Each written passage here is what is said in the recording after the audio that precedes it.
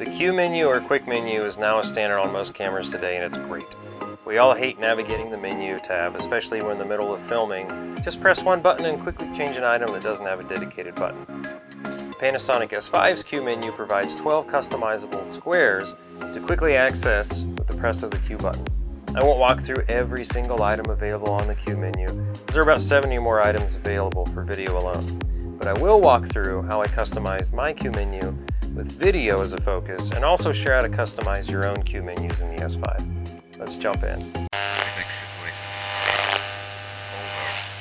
There's a link to a separate S5 settings video where I discuss my function button layout and one of my favorite items, the touch tab, in the description below, which is also floating above my head somewhere here. One of Panasonic's super strengths is providing so much versatility in their button layout.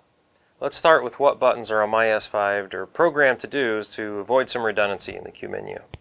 I'll start by sharing the software version.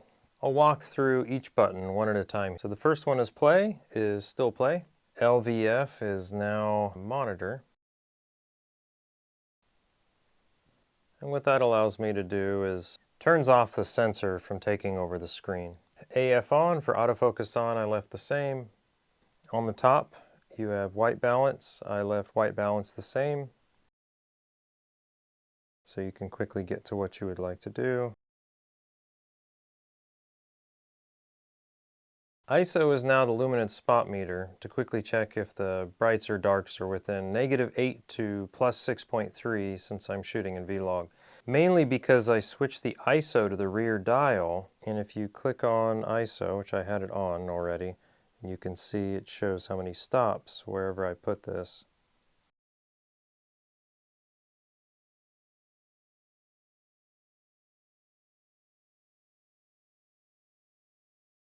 And then for gray, I would like that to be a 0.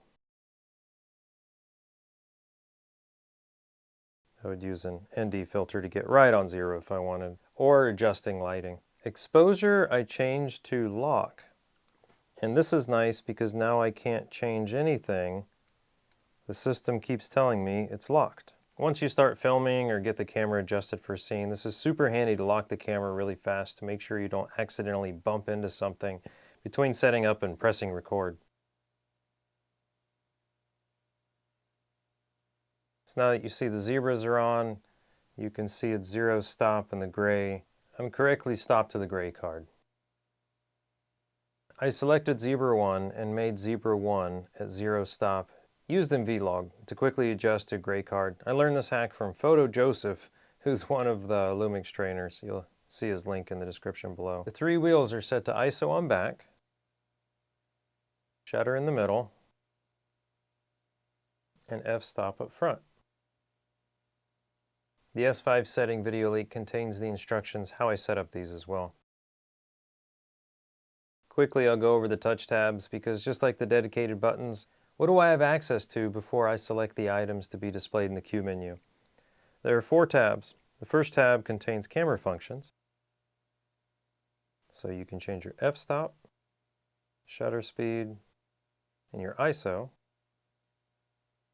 and your dB on your microphone.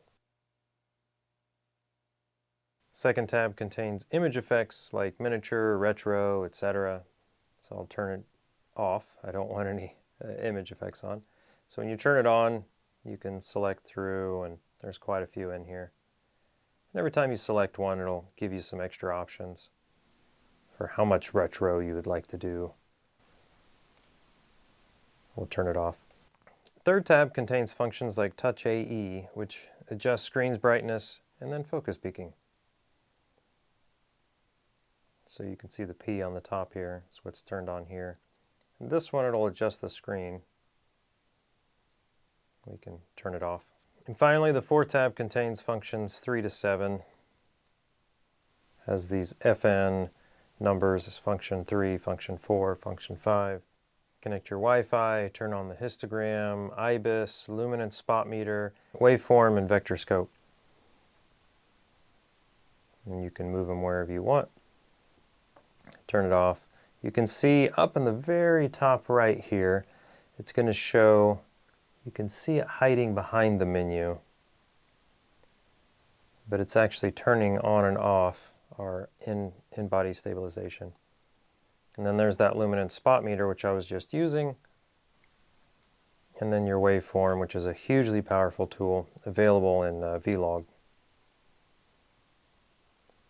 And your vector scope. Yes, the luminance spot meter is here too, but I use it more often and you can't customize what is available on the touch tab, so I gave it a dedicated button. Now onto the Q menu.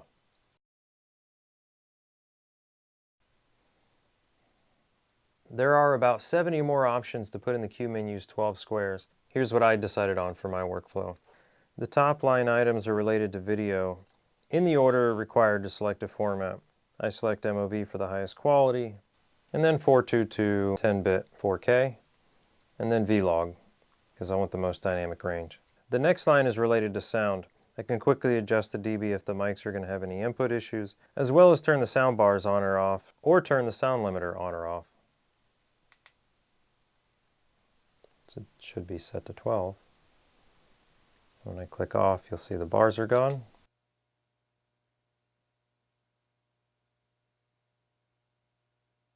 And then the limiter itself on or off. That'll show you on the bottom left if it's on or off.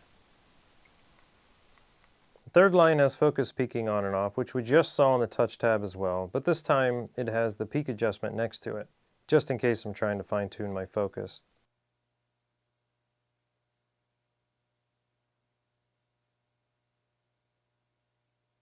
And lastly, displaying time code. So time code now displays on the left. When I click record, you'll see time code starts, which you can also output on HDMI. The fourth line turns the level gauge on and off. I don't like it on all the time, but I do use it. So it's these bars. Next is autofocus, high-speed, normal control, and finally the metering mode. So my main purpose of the Q menu is to provide quick access to video, sound, and fine adjustments for items that help reduce time looking in menus while shooting. To program the Q menu, go to the gear icon and third icon down. Q menu settings. We're going to go down to video, and now you have selections of everything. We'll just pick one. You can see you have 2 pages.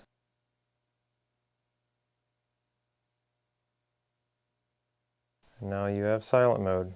So when you go out and you press Q menu, now silent mode is there. Now save your custom settings.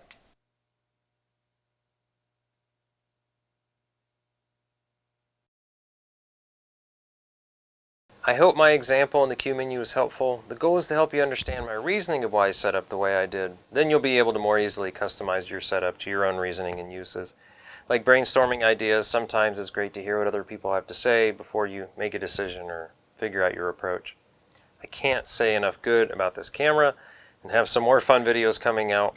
One about color grading, and another one in particular I'm excited to share where I list the biggest issues most people have with this camera and provide some very reasonable answers and workarounds to these doubts. Make sure to check out the other links in the description for help on setting up your S5. Please let me know any questions or comments below. Thanks for joining, and I'll see you in the next video.